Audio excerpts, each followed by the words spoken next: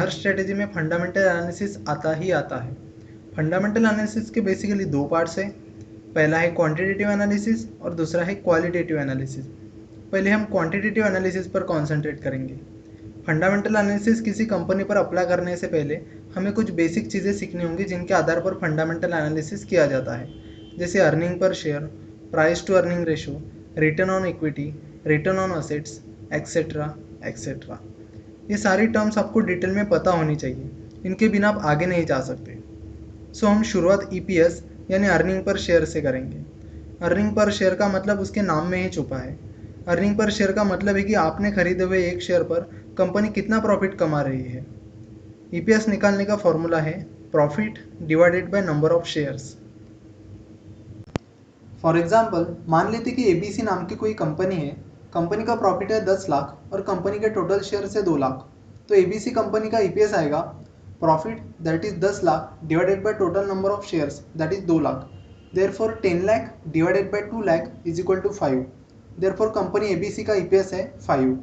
इसका मतलब है कि कंपनी को एक शेयर पर 5 रुपये का प्रॉफिट हो रहा है, चाहे शेयर का भाव कितना भी हो।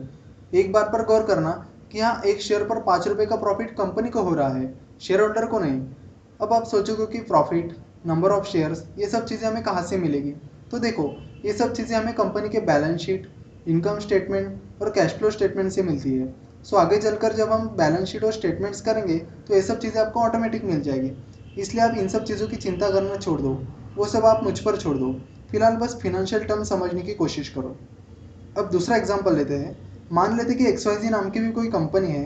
कंपनी की कुल कमाई यानी प्रॉफिट है 5 लाख और कंपनी के टोटल शेयर से 50,000। तो कंपनी एक्सवाईजी का ईपीएस आएगा profit that is 5 lakh divided by total number of shares that is 50,000। Therefore company XYZ का ईपीएस आएगा 10। जितना ईपीएस ज़्यादा उतनी कंपनी अच्छी। अगर किसी कंपनी का ईपीएस ज़्यादा है तो वो हमें बताता है कि कंपनी अच्छी प्रॉफिटेबल है। इस एग्जांपल में एबीसी का प्रॉफिट एक्सवाईजी के डबल है, फिर भी ईपीएस के आधार पर कंपनी एक्सवाईजी कंपनी एबीसी से स्ट्रॉन्गर है, बिकॉज एक्सवाईजी का ईपीएस एबीसी से बड़ा है। सो ईपीएस यहाँ हमें बता रहा है कि कंपनी एक्सवाईजी की प्रॉफिट जनरेट करने की कैपेसिटी कंपनी एबीसी से ज़्यादा है। ऐसा नहीं चलेगा कि एक्सवाईजी का ईपीएस बहुत बढ़िया है इसलिए एक्सवाईजी के शेयर बाय करते हैं। नहीं, सिर्फ एक चीज़ को देखकर आप शेयर बाय नहीं कर सकते। शेयर्स बाय करने से पहले आपको सब कुछ देखना होता है। ऐसा नहीं चलेगा कि सिर्फ सब्जी फ्रेश है इसलिए मैं सब्जी ले लेता हूँ। नहीं, आपको सब्जी मली हुई है क्या ये भी देखना होता है, कहीं कीट लगी है क्या ये भी देखना होता है। तो आपको सभी चीज़ों पर ध्यान देना होता है, सिर्फ ईपीएस से काम नहीं चलेगा। अब प्राइस टू अर्निंग रेशो देखते हैं। कई बार ऐसी सिचुएशन आती है जब कोई शेयर बहुत बढ़िया परफॉर्म कर रहा होता है और आप भी उसे बाय करना चाहते हो, लेकिन मन ही मन आपको लगता है कि कहीं ये शेयर ओवर प्राइस तो नहीं, मतलब शेयर की प्राइस जितनी होनी चाहिए उससे ज़्यादा तो नहीं। सो ऐसे समय price to earning ratio use करके आप पता कर सकते हो कि सचमुच शेयर ओवर प्राइस है या नहीं। प्राइस टू अर्निंग रेशियो हमें बताता है कि कंपनी के प्रॉफिट के आधार पर आपको कंपनी के शेयर्स किस भाव पर खरीदने चाहिए। प्राइस टू अर्निंग रेशियो का फॉर्मूला है प्राइस ऑफ वन शेयर, मतलब एक शेयर की कीमत divided by earning per share. पिछला ही एग्जांपल लेते हैं। मान लो कंपनी एबीसी के एक शेयर की प्राइस 100 रुपये है और कंपनी एक्सवाईजी के एक शेयर की प्राइस भी 100 रुपये है।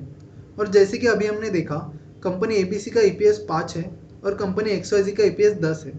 So price to earning ratio of company ABC is equal to price of one share that is 100 rupee divided by earning per share that is 5। Therefore company ABC का price to earning ratio आएगा 20। Similarly price to earning ratio of company XYZ is equal to price of one share that is 100 rupee divided by earning per share that is 10। Therefore company XYZ का price to earning ratio आएगा 10। सो यहाँ पर price to earning ratio का मतलब है कि company XYZ की 1 रुपये की कमाई के लिए इन्वेस्टर 20 रुपये पे करने के लिए तैयार है। वही कंपनी एबीसी की 1 रुपये की कमाई के लिए इन्वेस्टर 10 रुपये पे करने के लिए तैयार है। अगर किसी कंपनी का प्राइस टू अर्निंग रेशियो 13 से 20 के बीच में है तो उसे फेयर वैल्यू माना जाता है, यानी अच्छा माना जाता है। और अगर प्राइस टू अर्निंग रेशियो 20 से बड़ा है तो उसके दो रीज़न होते हैं। या तो कंपनी का शेयर ओवर प्राइस है या कंपनी की फ्यूचर परफॉर्मेंस अच्छी होने वाली है, इसलिए इन्वेस्टर उस कंपनी के शेयर के लिए ज़्यादा प्राइस देने के लिए भी तैयार है। अगर किसी कंपनी का प्राइस टू अर्निंग रेशियो लो है यानी 13 से कम है तो उसके दो रीज़न होते हैं। या तो कंपनी का शेयर अंडर प्राइस है, मतलब शेयर की प्राइस जितनी होनी चाहिए उससे कम है, या कंपनी की फ्यूचर परफॉर्मेंस खराब होने वाली है इसलिए इन्वेस्टर को इस कंपनी के शेयर में कोई दिलचस्पी नहीं है। Price to earning ratio use करके आप दो कंपनियों को कंपेयर कर सकते हो, बट एक बात का ध्यान रखना कि दोनों भी कंपनीज एक ही सेक्टर की होनी चाहिए। जैसे डायमंड इंडस्ट्री और फर्टिलाइजर इंडस्ट्री, इन सेक्टर्स की कंपनियों का price to earning ratio low होता है। वही एफएमसीजी, फार्मास्यूटिकल और आईटी कंपनियों का price to earning ratio high होता है। सो अगर किसी डायमंड कंपनी का प्राइस टू अर्निंग रेशियो 13 है और किसी आईटी कंपनी का प्राइस टू अर्निंग रेशियो 25 है, तो आप ये नहीं कह सकते कि डायमंड कंपनी अट्रैक्टिव है बिकॉज उसका प्राइस टू अर्निंग रेशियो कम है। नहीं, क्योंकि डायमंड इंडस्ट्री की हर कंपनी का प्राइस टू अर्निंग रेशियो आपको कम ही मिलेगा। वही आईटी, फार्मास्यूटिकल, इन कंपनियों का प्राइस टू अर्निंग रेशियो आपको हाई ही मिलेगा। इसीलिए price to earning ratio use करके आप सिर्फ एक सेक्टर के अलग अलग कंपनियों को कंपेयर कर सकते हो। जैसे आप पहले कोई एक सेक्टर चूज कर सकते हो जिसमें आपको इन्वेस्टमेंट करनी है, और बाद में price to earning ratio use करके आप उस सेक्टर की कंपनियों को कंपेयर कर सकते हो। अगर किसी कंपनी का प्राइस टू अर्निंग रेशियो कम है तो पता लगाओ कि प्राइस टू अर्निंग रेशियो कम क्यों है। पता लगाओ कि कई कंपनी कोई प्रॉब्लम तो फेस नहीं कर रही है। अगर प्रॉब्लम फेस कर रही है तो पता लगाओ कि प्रॉब्लम टेम्पररी है या परमानेंट। जो कंपनी लॉस में होती है उसका price to earning ratio negative होता है, और negative price to earning ratio का कोई मतलब नहीं होता। इसलिए ऐसी कंपनियों के लिए price to sales ratio use किया जाता है। प्राइस टू सेल्स रेशियो का फॉर्मूला है प्राइस ऑफ वन शेयर, यानी एक शेयर की कीमत divided by sales per share. बस अर्निंग की जगह डिनोमिनेटर में सेल्स डाल दो। अगर आप अपने एनालिसिस के लिए प्राइस टू अर्निंग रेशियो निकाल रहे हो तो इट्स ओके, आपको प्राइस टू सेल्स रेशियो निकालने की कोई ज़रूरत नहीं, क्योंकि प्राइस टू सेल्स रेशियो ज़्यादातर उन कंपनियों के लिए यूज़ किया जाता है जो कंपनियां लॉस में होती है।